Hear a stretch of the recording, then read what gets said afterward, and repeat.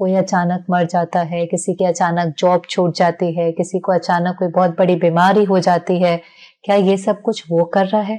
एक तरफ हम कहते हैं कि परमात्मा परफेक्ट है, प्यार का सागर है, शांति का सागर है, उसको तो टाइटल ही हम क्या देते हैं? दुख हरता सुख करता, माना वो सुख देने वाला है, दुख हरने वाला है।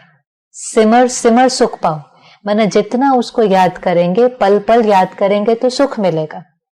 अब एक तरफ कहते हैं वो सुख देने वाला है, दूसरी तरफ कहते हैं कि ये जो सब कुछ हो रहा है वो उसकी मर्जी से हो रहा है। दोनों कैसे हो सकता है? तो पहली रियलाइजेशन ये कि मेरे जीवन में जो कुछ हो रहा है वो नहीं कर रहा है। मेरे सामने जो भी बात आती है, कोई भी चैलेंज है, कोई भी प्रॉब्लम है, अच्छी बातें भी आती हैं तो कभी कभी कोई डिफिकल्ट चैलेंजेस भी आते हैं, लेकिन जो भी सीन सामने आई है वो मेरे कर्म का कॉन्सिक्वेंस है। सुख है या दुख है, लेकिन है वो मेरे कर्म का कॉन्सिक्वेंस, मेरे कर्म का रिटर्न। फिर मन प्रश्न करता है कि अगर जो कुछ मेरे जीवन में हो रहा है वो मेरे ही कर्म का कॉन्सिक्वेंस है तो उसको याद करने की क्या जरूरत है?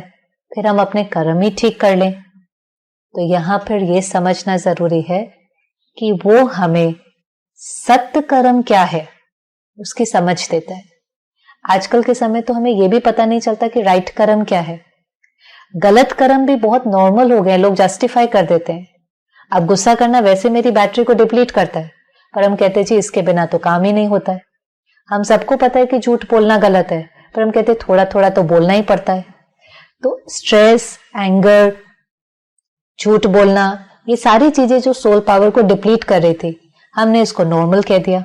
तो कहीं ना कहीं इग्नोरेंस के कारण कहें या जो भी कहें, हमारे कर्मों की क्वालिटी भी कई बार थोड़ी सी ऊपर नीचे हो गई। तो सत्य कर्म की समझ, राइट कर्म क्या है और वो करने की ताकत देना। आप देखते भी हैं कि एक पेरेंट है, उसका एक बच्चा है। अब उस बच्चे के सामने कोई सीन आ जाती है, अचानक उसकी जॉब छूट जाती है, अचानक उसको कोई बीमारी हो जाती है, क्या उसके जीवन में ये जो बात है उसकी रिस्पॉन्सिबिलिटी पेरेंट की है? नहीं ना। पेरेंट ने थोड़ी ना उसकी तकदीर में लिखा है कि उसकी जॉब छूट जाए, लेकिन फिर भी उसके जीवन में अगर ये सीन आई है तो रिस्पॉन्सिबिलिटी पेरेंट की नहीं है, लेकिन वो जो पेरेंट है वो उस बच्चे को उस सीन को क्रॉस करने के लिए गाइड कर सकता है, सपोर्ट कर सकता है, प्यार दे सकता है, होप, एंथुजियाज्म देता है, जिससे बच्चे के अंदर ताकत आ जाती है कि वो उस सीन को पार कर ले। तो इसलिए जैसे वो पेरेंट बैकबोन की तरह है, ऐसे जब हमारे सामने कोई बात आती है तो ये भी जो पेरेंट है, परमात्मा को याद करने से कोई भी बात सामने आती है तो उसको पार करना सहज हो जाता है।